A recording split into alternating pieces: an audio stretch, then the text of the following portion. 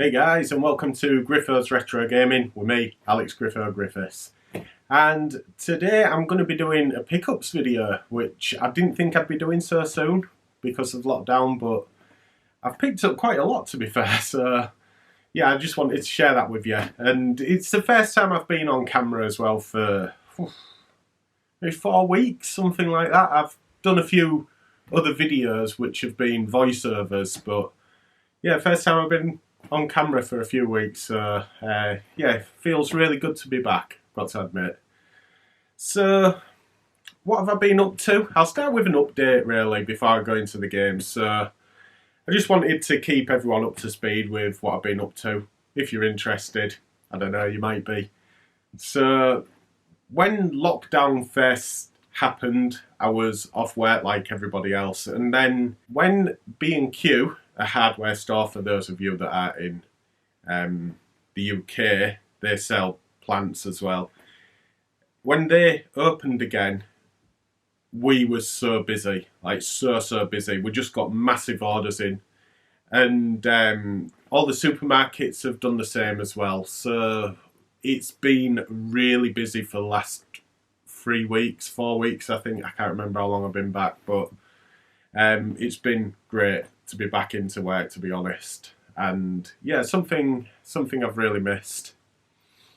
In terms of the community, quite a lot's happened recently, and I think we've finally got through all the bad bits. So it was surrounding the YouTuber of the Month competition, and there was a lot of goings on. And the new host for this year, since January when they took over, it's been, some rules have been changed, but I think they've been changed because of certain situations that have happened.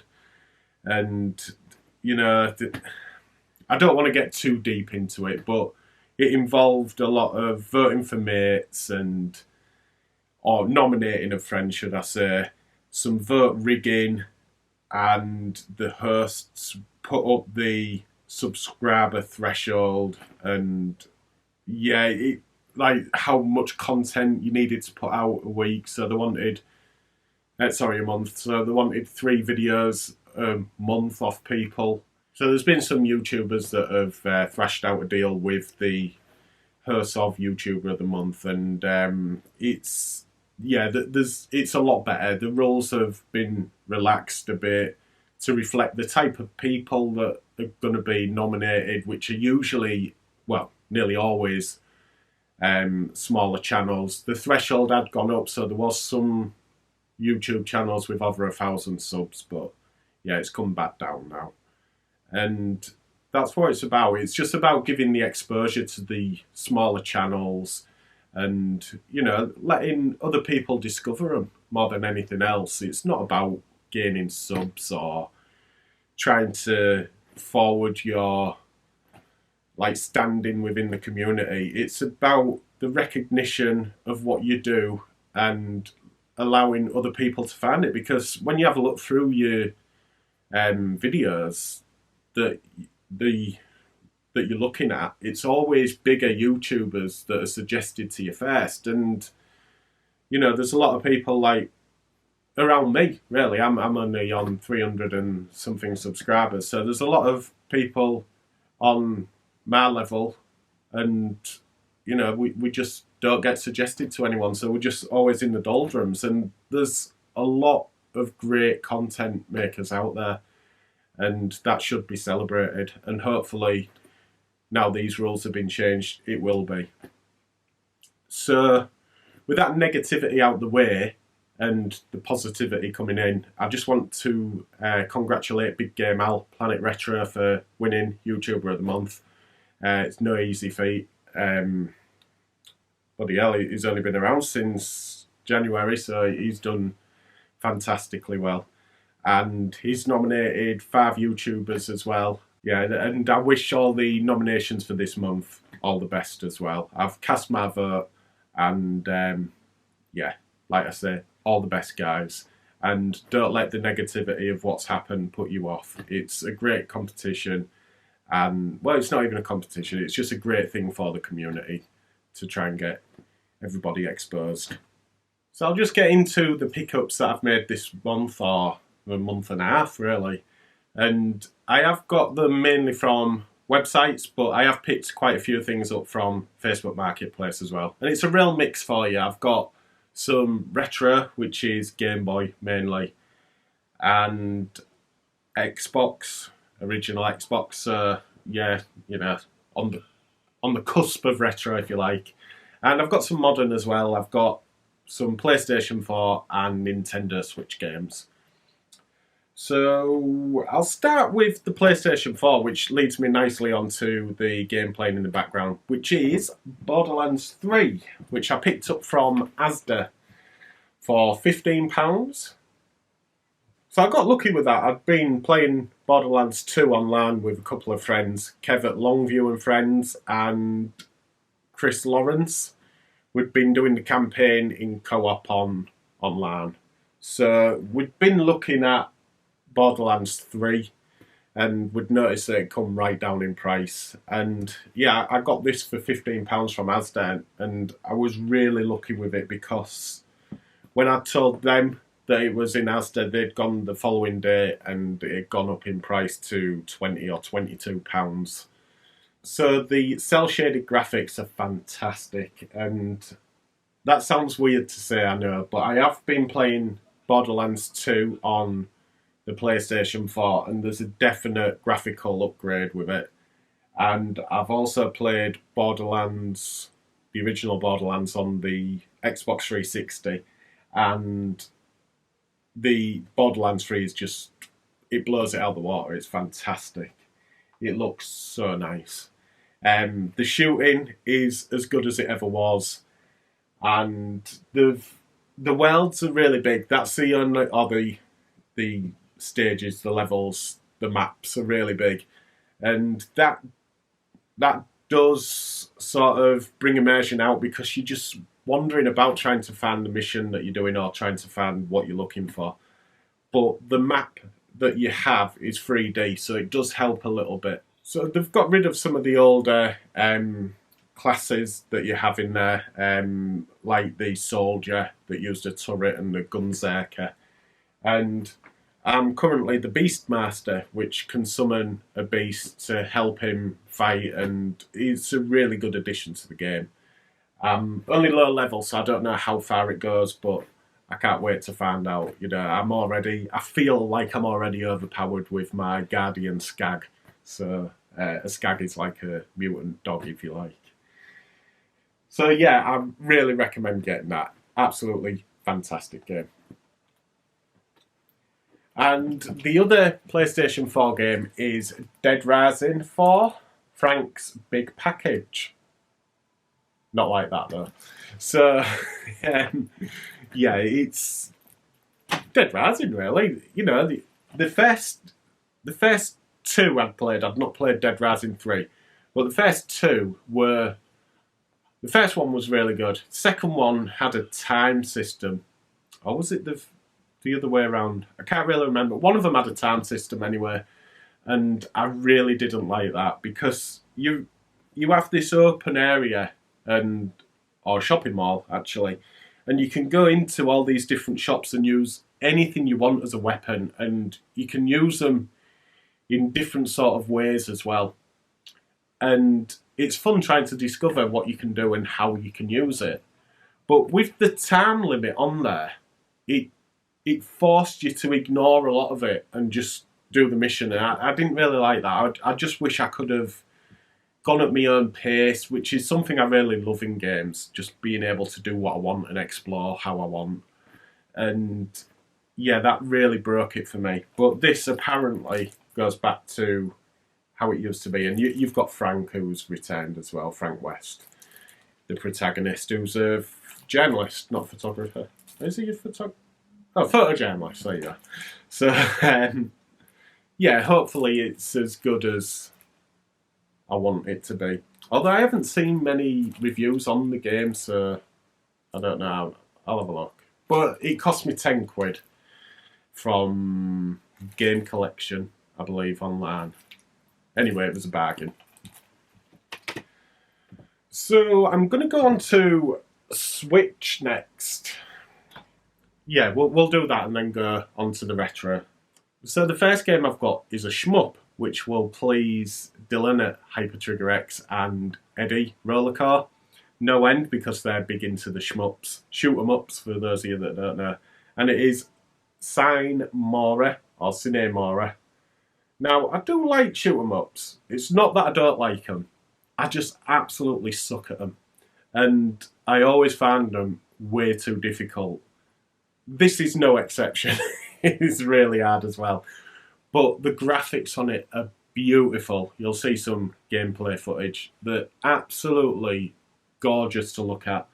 And the controls are so slick and smooth, and it's just a wonderful game. It's got a story as well, which is really weird for a shoot 'em up, because you just shoot things, you know. But yeah, this has got a story. And then when you get to a boss battle as well, it pans around, which is really strange but great at the same time. It's something I've never seen before in that type of game. The backgrounds are so beautifully designed as well, which move with you, and yeah, it's a fantastic game. £9 that cost me, £9. So, game collection again, I believe. If not, it'll have been base.com. I can't remember, but yeah, definitely worth a go.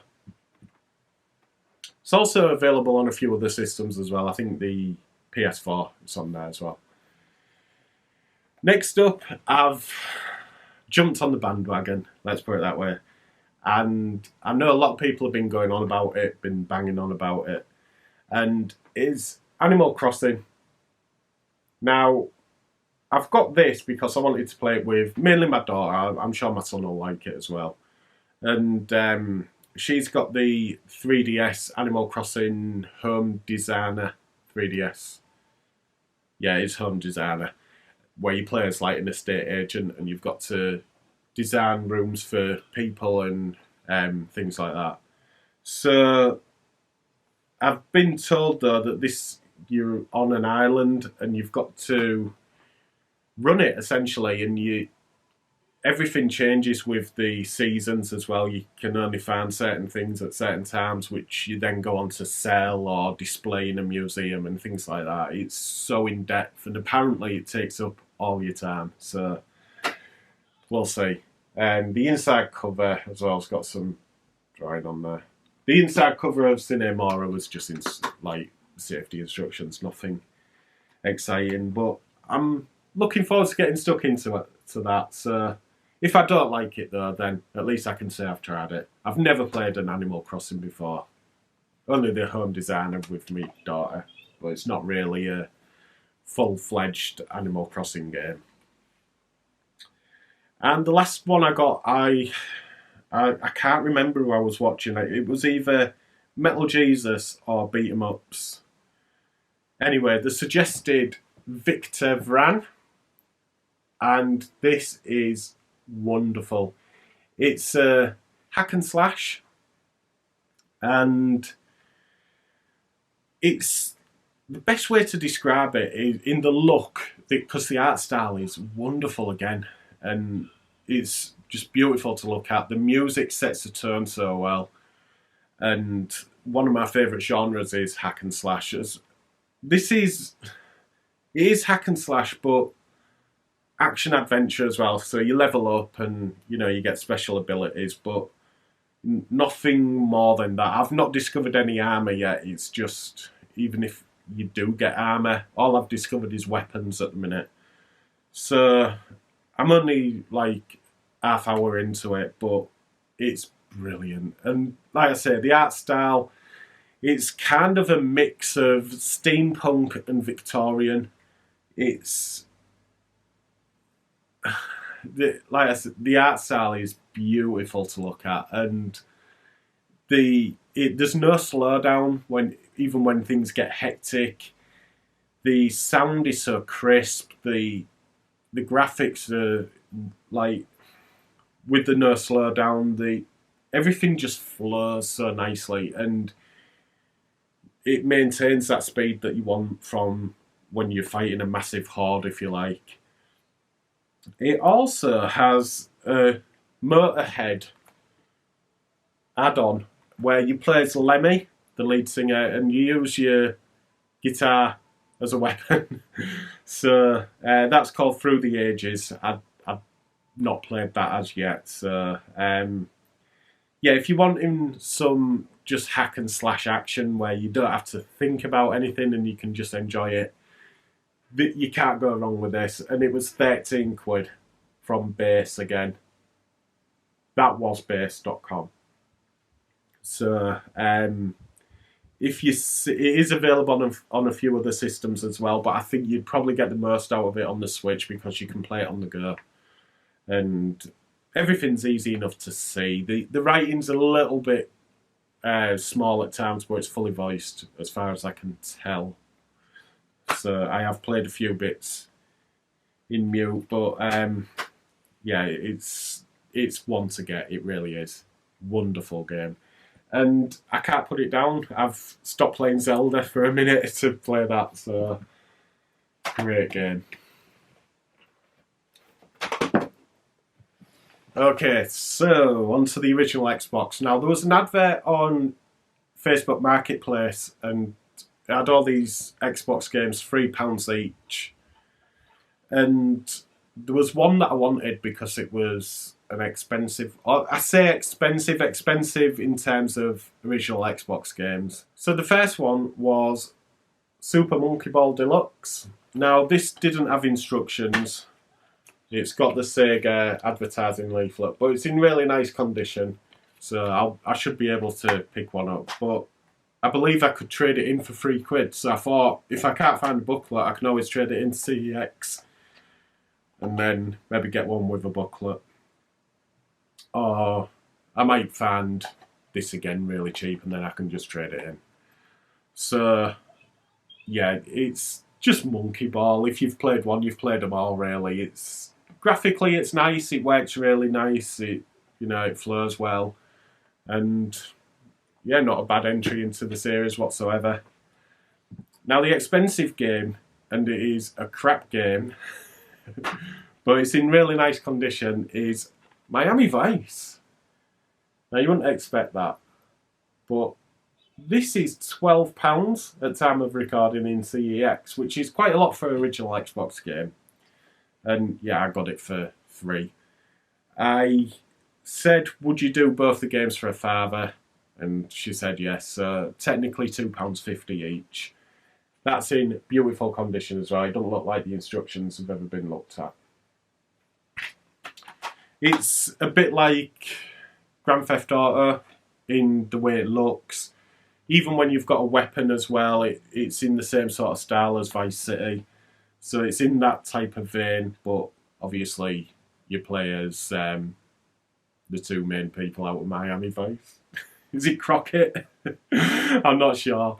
But yeah, it's not a great game. It's okay, put it that way.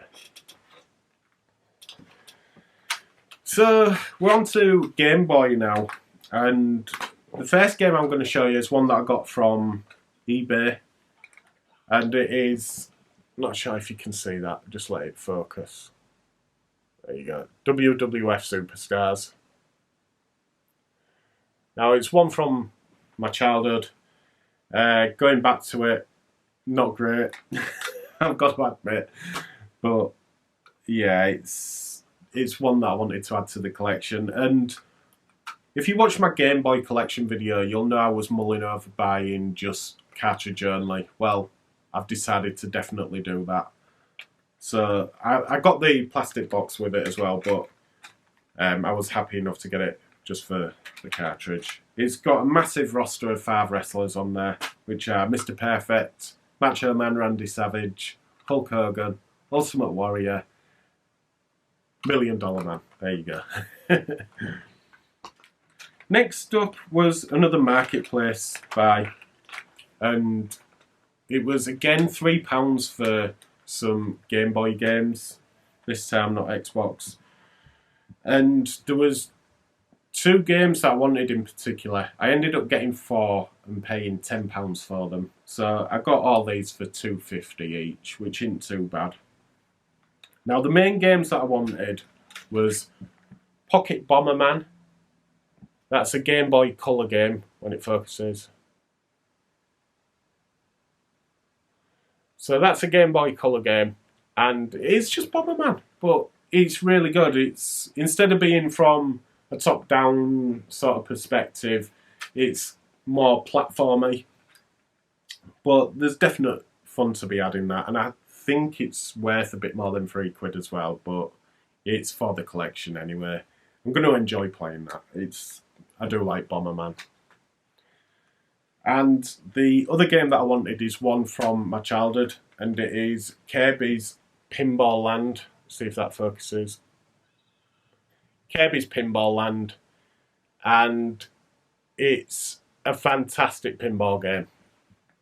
Despite it being on the Game Boy, it plays really well. And when I combine Kirby, which is a series that I'll really enjoy, and pinball, I'm onto a winner. It's made by the same people that did Revenge of the Gator as well, if you're familiar with that game, and it plays very much like that.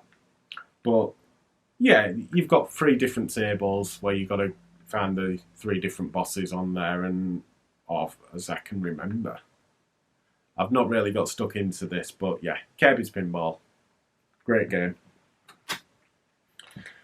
And 2 games I hadn't played. First one was Wheel of Fortune. Now, it's just Wheel of Fortune, if you remember the TV show. Let's be honest, we only ever used to watch it for Jenny Powell. But, yeah, there's nothing to it. I believe it's an American-only game, though. And I thought, for $2.50, it's probably worth it. I know it's American, but it's real, so it's not a fake, because who's going to fake Wheel of Fortune, but I've checked it anyway, it is real. And yeah, it's just one to have in the collection, and it does bring me to a dilemma now. Do I collect Japanese and American games? I'm not sure, but for $2.50, I might find a bit of fun in it, but probably not. And the last game is a hidden gem, I'm told. And I didn't know that when I asked for this. I just thought I'll add it to the 3 to make it a tenner. And it is Wendy. Just cover my face. Might focus it better.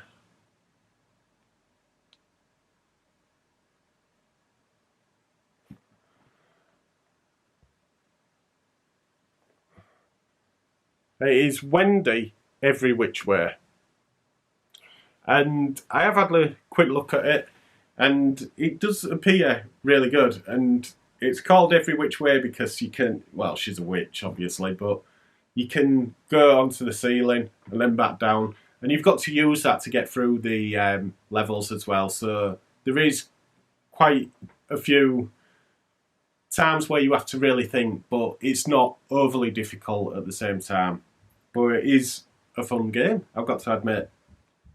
And it's published by TDK, which is something that really surprised me, because I thought they just used to make tapes and things like that, but, you know, sponsor Crystal Palace back in the old days. But apparently not. So, yeah, if you can find that, it is a fun game. It's well worth your time. I don't know how much it's worth, but I thought for $2.50, that's not too bad at all. Finally then, I got a few bits off a friend called Alex Watson, who was just getting rid of things, slimming his collection down somewhat. Things he don't go on or are broken in one case, which I'll go on to in a moment. But he was getting rid of 2 Game Boy games. Game Boy Color games to be exact, so I've not played these. And it's Harry Potter, the Philosopher's Stone, for the Game Boy Color. I've not played them, like I say, but there is some gameplay footage up.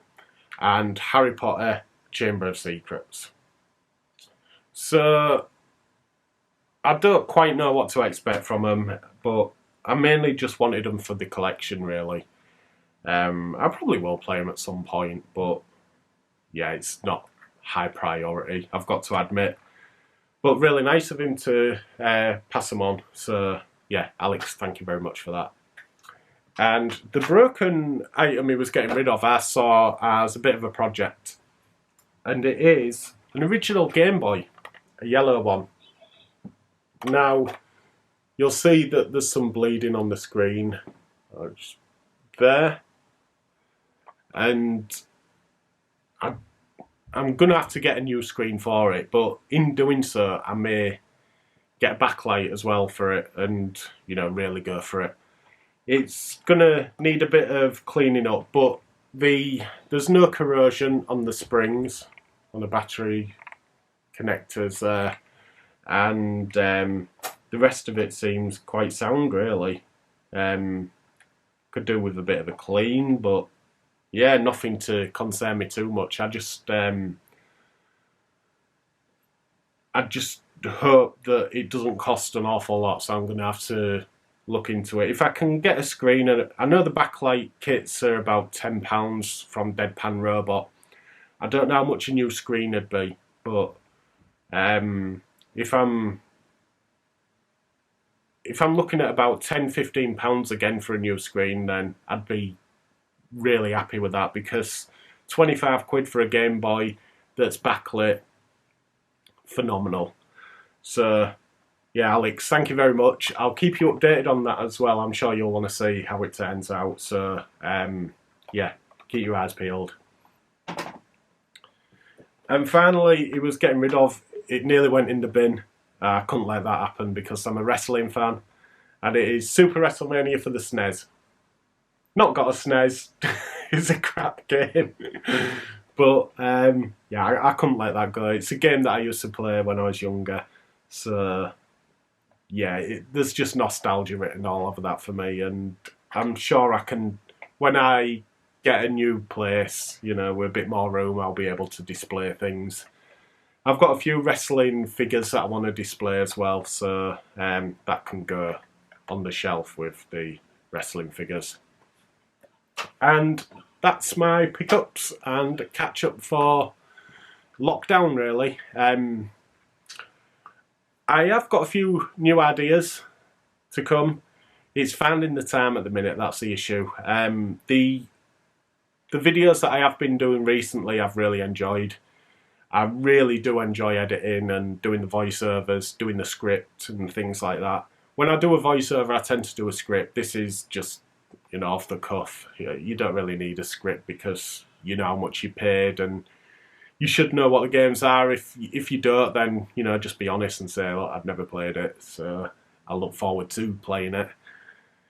But yeah, when I'm doing the videos like the 5 underappreciated games, then I need to script it, I need to make it flow, and I'm not a writer whatsoever. My friends will tell you that I was crap at English, but I'm really enjoying doing it, and that's what I'm getting out of this YouTube channel, really. It's just the enjoyment of doing all this, and yeah, people might look at it and say that it's over-edited and things like that, but I'm really enjoying the editing as well. So when I combine everything and I put a video like that out, I don't, you know, it's not for success or anything like that. It's just for me and my friends that'd be interested, really. So yeah, I've got a few more ideas like that as well. I've got a few collection videos to do. I'm going to do my PSP collection. I don't want to do Xbox or Xbox 360 because they're just too big. I don't want to be doing like 3 videos of 50 games or whatever. I'd rather do everything in one sitting that's short enough, really. So anyway, I'm rabbiting on. That's what I've been up to, that's what I've collected, and that's what I'm going to be doing going forward. So I hope you enjoyed the video. I will be back very soon, and thank you for watching.